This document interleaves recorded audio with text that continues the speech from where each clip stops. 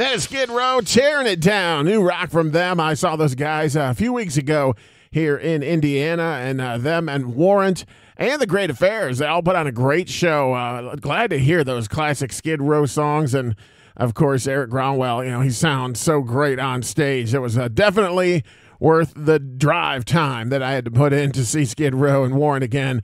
I always love that. I also love new stations adding back to the arena. We have a couple of them this week. Well, actually, they started a couple of weeks ago, but Radio X broadcasting the show for us out of New Zealand. How about that? They are broadcasting the show Friday at 3 a.m. Eastern, and if you're listening in New Zealand, that's Fridays at 7 p.m. You can find out more information about them at radioxnz.com. Also, Pat Paradise Rock Station 2, broadcasting the show for us out of South Dakota, Saturdays at 10 p.m. Eastern, 9 p.m. Central Time.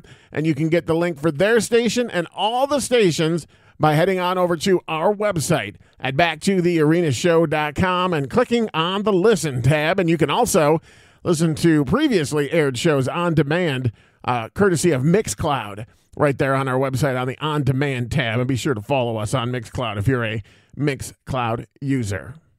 But right now, I want to take you back to 1988. That was the year we all got a taste of Louisiana rock band Lillian. And over the years, the band put out killer record after killer record. Flash forward to 2022, and after waiting the longest 10 years for a new record, our wait is over as Lillian is back with their latest album, From Womb to Tomb. And joining us just a little bit early on the show, usually we do the interviews in part two, but since we have two interviews, we have to squeeze in time and make time for everybody because we have a lot to talk about. I want to welcome Steve Blaze from Lillian to Back to the Arena. Hello, my friend. How are you? I am good. Glad to have you here on the show. Can't wait to talk about this album with you. I am here for you as long as you need me, buddy. It's good to see you. Wow, how many years now? Since no, we don't want to date ourselves, so we'll just say it's been a while. Oh, right there you go. It's been decades. Let's just put it that way. So only you and bassist Michael Max Darby remain as original members. How does this lineup compare to that of the earlier lineups? That's a trick question. Because when you've been around as long as we're going on.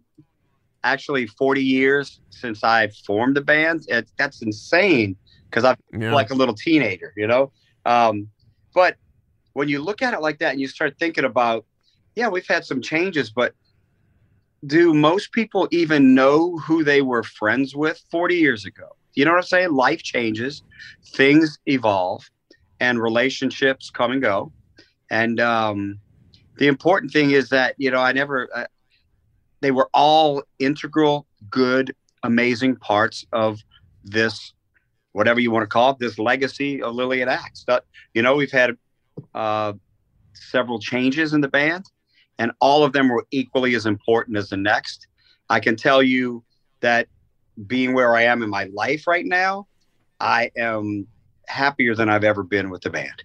And that doesn't mean those guys weren't nice and we weren't friends and whatnot. Everything within this band right now, personality-wise, talent-wise, is the most complete that I've ever felt, if that answers. Well, that's cool. I mean, that's a good way to put it because, like you said, things change, and if it wasn't for Facebook, a lot of us wouldn't even remember any of our high school friends, right, or friends from 40 years ago. So that's a good answer. That's a good way to start the interview. Well, I don't, and honestly, everybody always wants to hear the negative story about, this guy's not the band anymore because there was a fight in the dressing room and you hit him over the head with a deli tray or something.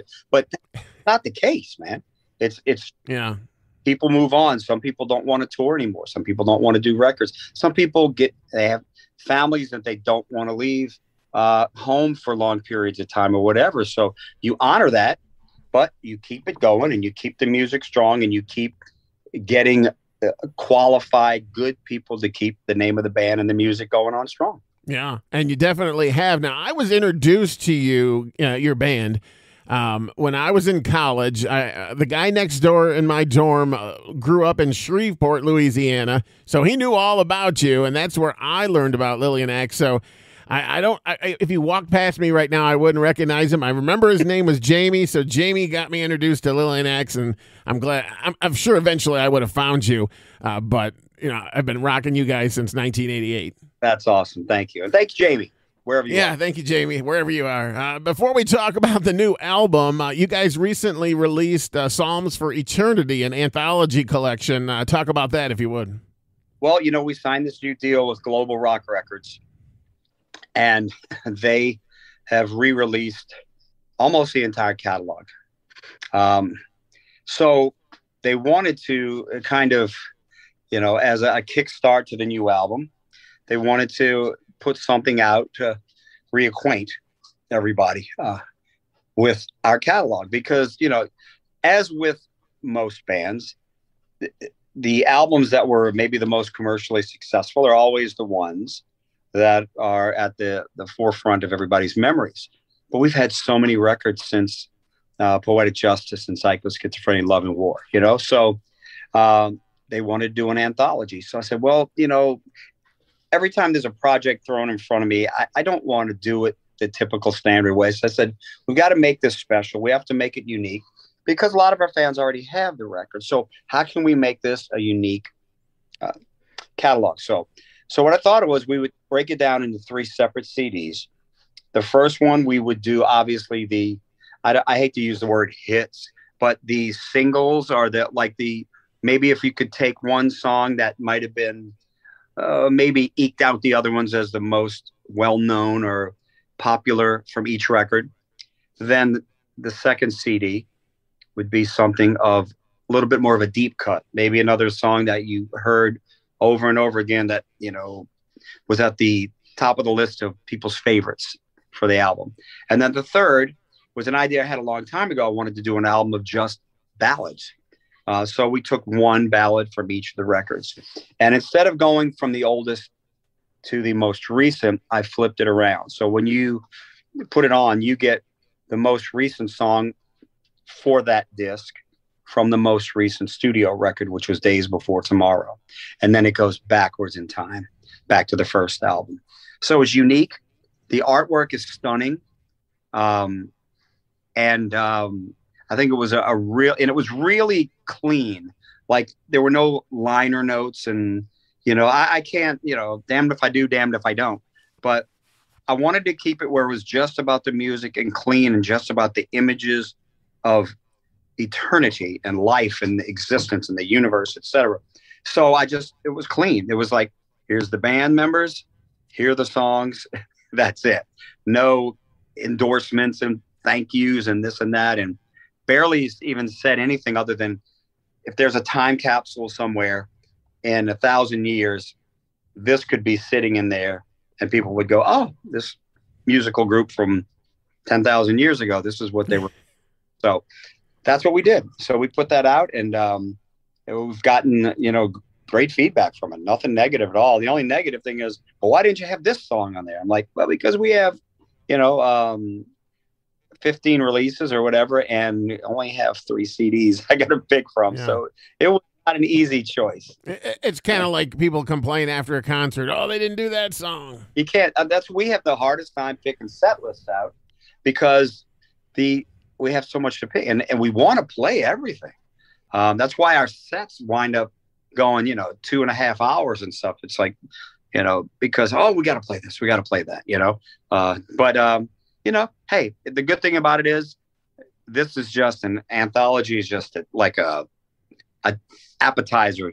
If you want to hear those other songs, you can always go get the old records. Exactly. Or you should just probably have them by now. Yeah, everything's out there. Well, talking about touring, you have a headlining tour in the UK coming up, and we'll talk about that in a bit. But I want to talk about some of the music on From Womb to Tomb, the new album, starting with the opening song, Breathe. What can you tell me about that one?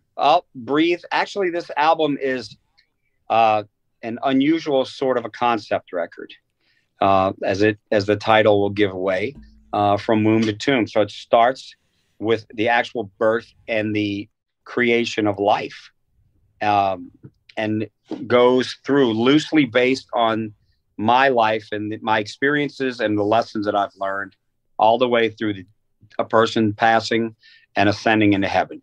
And all of the realization of good and bad in the world, realization of love, of death, of loss, frustration, but always with a silver lining. Like the fall of the human condition may be about the world and the state it's in now, but I always have the optimistic, the opposite side of that we'll get out of this doing the right things. So Breathe starts off with the very first thing you hear is the heartbeat of an unborn baby. And that's a real heartbeat. That's what an unborn child's heartbeat sounds like. It's not like your typical boom, boom, boom, boom. It's a weird kind of sound, like a swirling kind of sound. And then breaks into the birth. And it's about the child being born and coming into the world.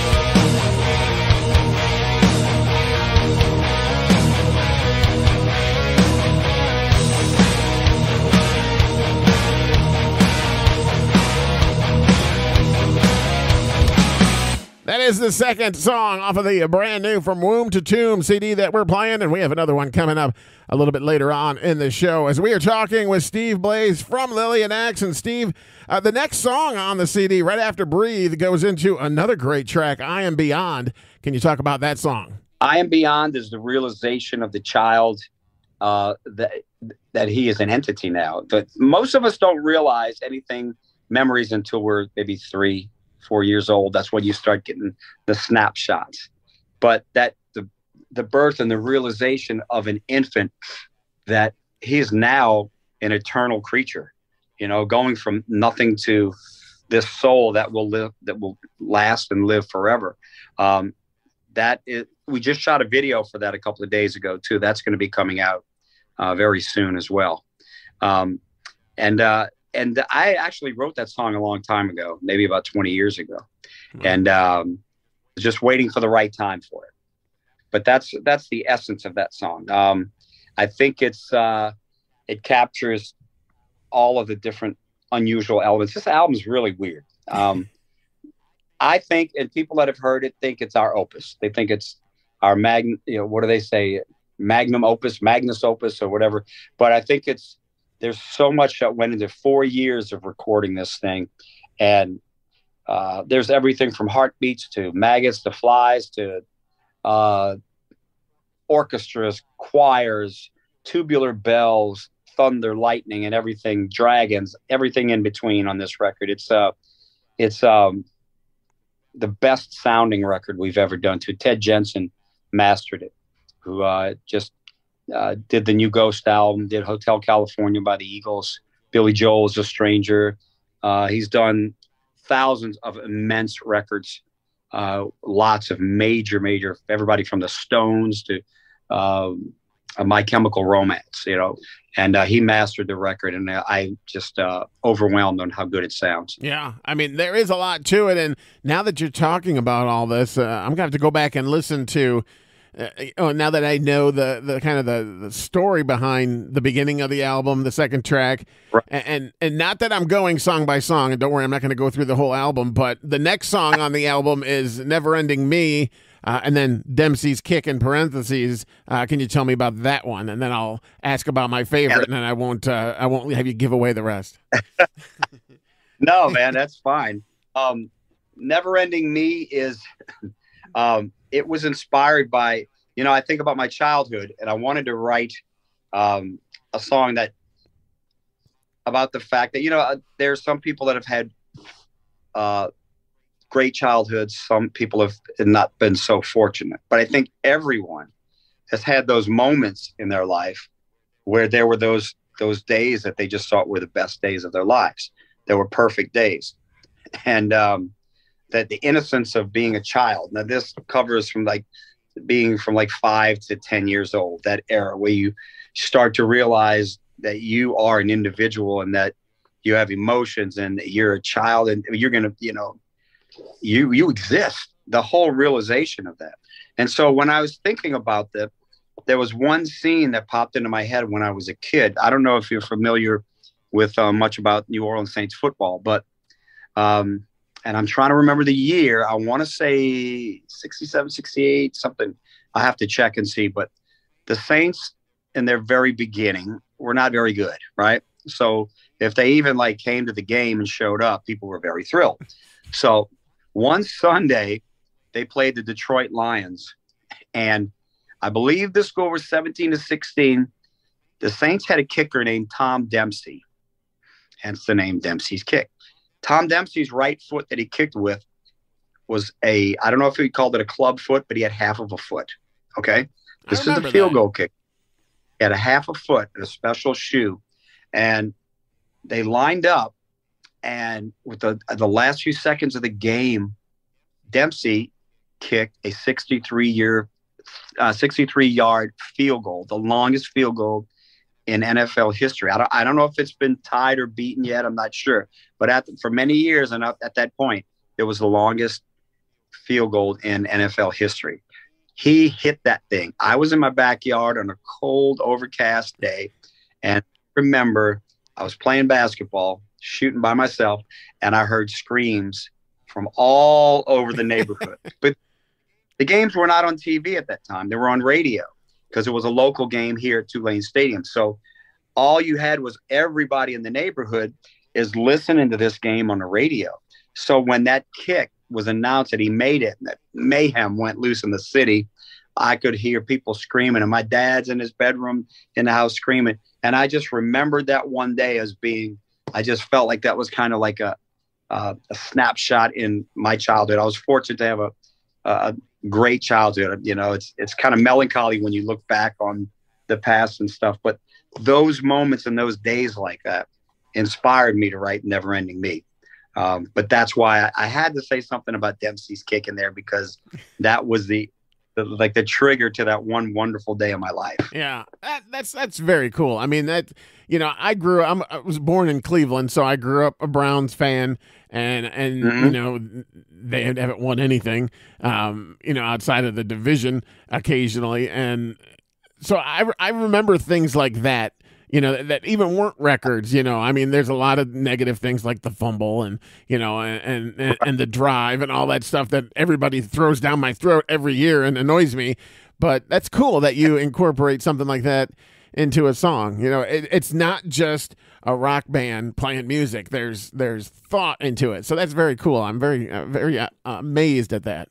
There was a lot of thought, a lot of emotion, a lot, and this record probably more so than anything that we've ever done before. So it's deep, and you really have to sit and listen to it from beginning to end without stopping, so you get the flow. It's one long piece. It's like watching a movie or reading a book. You can't just go and skip around and go in segments and stuff like that. You got to, but you get it. And everybody that I've let hear it, the few people that I have, they wind up like in tears at the end of it, and they feel this cathartic thing going on inside them when they realize the emotions. It's a very emotional record. I just can't wait for the world to get to it. Yeah. I want to ask about one of my favorite songs that I'm going to play here on the show today, and that would be The Golden Dragon. Talk about that one, if you would, and then I won't bug you about any other songs. Golden Dragon is about when you get to that point as a child where you start to realize that everything isn't, you know, ice cream cone and unicorns, you know. When you start to see, I hate to say it like this, but when you start to see bad things and evil, not even to the point of, you know, war, you realize war, you know, you're a kid and everything in your life is this just amazing. You're surrounded by love and toys and school and friends. And then you know, for me, it was about, you know, learning about like the war and watching people and seeing like, wait a minute, that guy just hit that guy. Wait a minute, that person, somebody killed somebody. Wait a minute. So the introduction of the, unfortunately, evil and bad things in a kid's life, it changes at that point. And so the Golden Dragon represents that. And this song also, I don't know if you caught the middle part where there's an actual dragon screaming in the background. And it's like one of my favorite parts in the whole song. That's what the essence of that song is about. The child's realization of an individual's realization of life is not as beautiful as you want it to be. Are you going to be able to incorporate all these sounds and heartbeats and whatnot into the live show? Yeah, and on things like that, for the Golden Dragon, if we play that live, which is one, we have to pick. We have so much to play live, but we're probably going to try to do about 4 new tracks. And then if we do the Golden Dragon, then we'll have, we're not going to bring a dragon on stage, or we're not going to have Brent learn how to mimic a dragon. We'll actually trigger the sound somewhere and have it in the background. Yeah, yeah, it'd be cool though to see him as a dragon. Yeah, well, I mean. I think Master Al, he likes to dress up as Godzilla sometimes. So maybe, I don't know. We'll see. Yeah. 2 birds with 1 stone. My son, who's 13 now, when he was about maybe 6, 7, he was playing on his iPad and he had this little program and he was like creating little songs, little musical things, like hit the colors and make certain sounds. And he came up with this little riff and I heard it and I go, Jude, what is that? He's like, I make it up, Dad. Second, I ran and grabbed the guitar, brought it in here. I said, leave it right there, play it. And I learned the little riff on the guitar. I put it on my phone. I recorded it where so many other riffs have been stored. And I said, I'm going to use that one day. And he's like, yeah, whatever, Dad. He doesn't, okay, I'm 7. I don't care.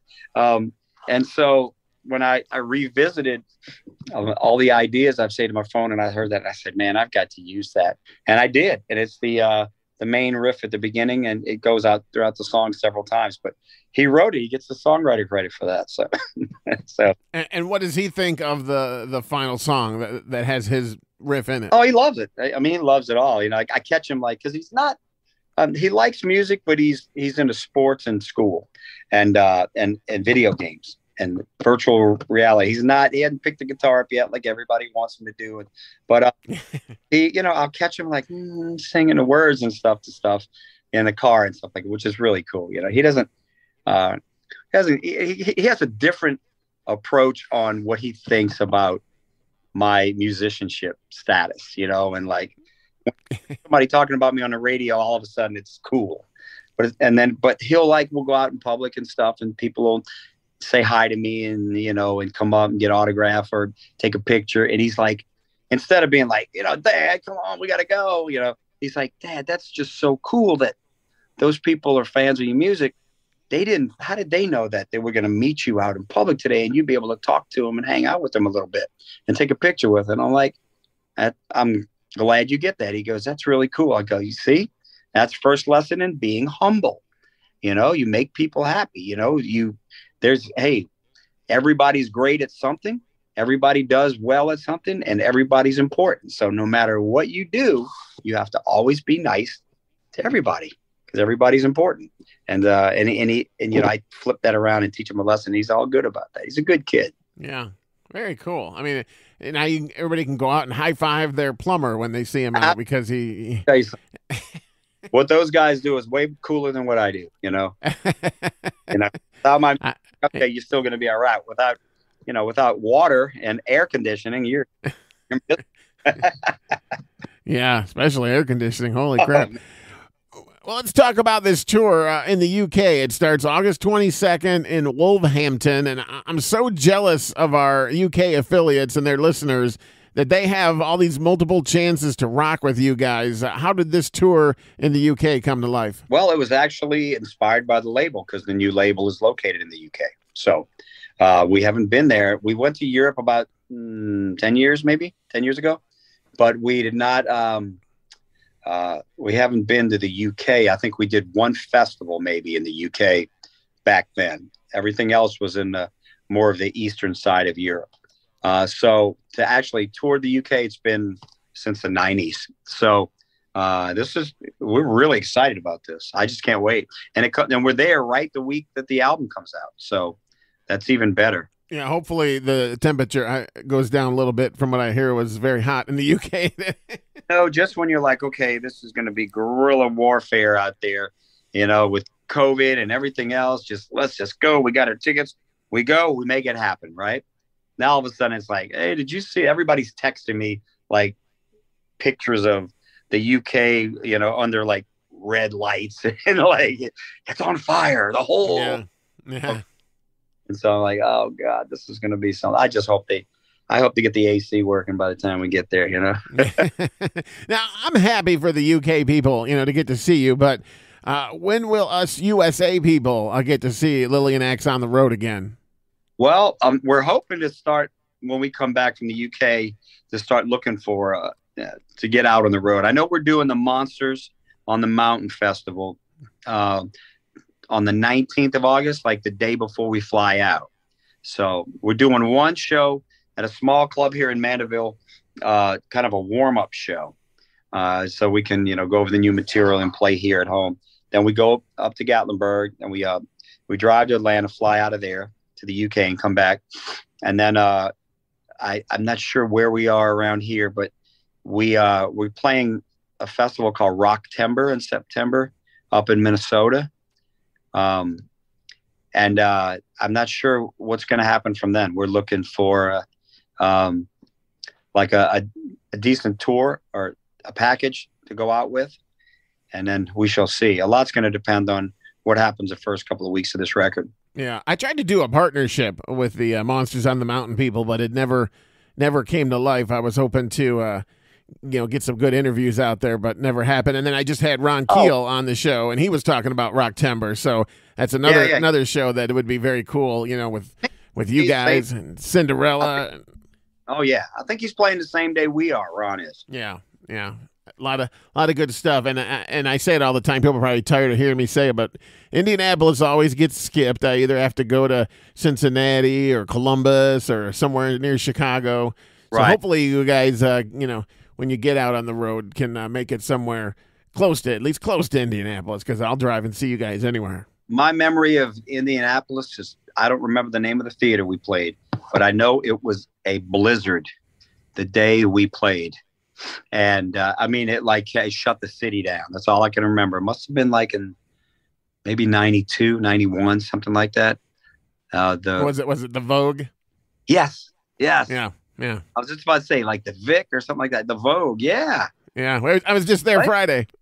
Oh, it's still happening? Yeah. Yeah, it was a cool place. I remember our bus stuck in the parking lot with blizzard and ice and snow everywhere. We were hanging out in the parking lot throwing snowballs at each other. That's my vivid image of Indianapolis, man. Yeah.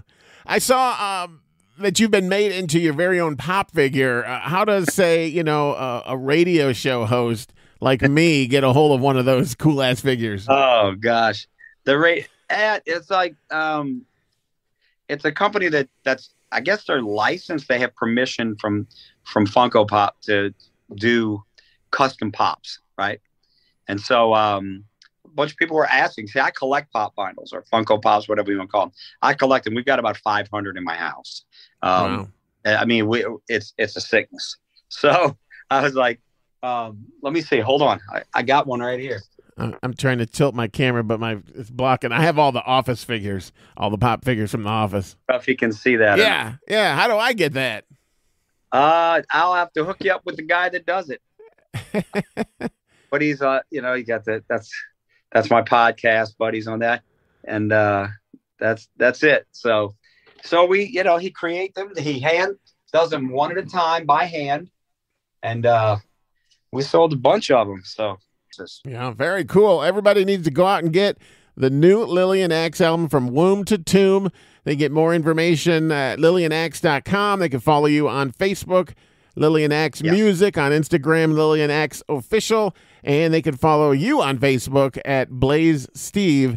Steve Blaze from Lillian X, thanks for joining us on the show, talking about the new album and making us all jealous of all the UK people that get to see you guys play this music live. My pleasure. And thank you so much. Good to see you again, brother. Take care, man. All right. Well, another great song coming up.